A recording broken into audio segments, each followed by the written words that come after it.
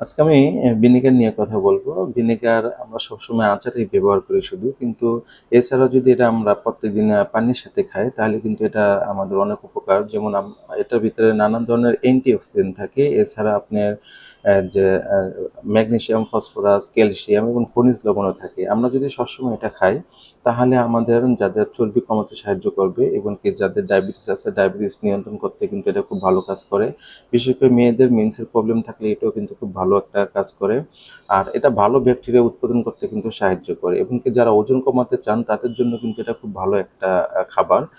আর কারা খাবেন না, এটা খাবেন না যাদের হইলো গ্যাস্ট্রিকের সমস্যা আছে, এবং কি যারা এটা পানি, এটা তো সরাসরি খাওয়া ভালো না, এটা পানি দিয়ে খাবেন, কিন্তু খাওয়ার পরে মুখ জ্বালা পোড়া করলে তারাও খাবেন না। আর বিশেষ করে কিছু ওষুধ আছে যে যারা নিয়মিত ওষুধ খান তারা ডক্টরের সাথে পরামর্শ করে কিন্তু এটা খাবেন। সবাই ভালো থাকবেন, সুস্থ থাকবেন। আল্লাহ হাফেজ।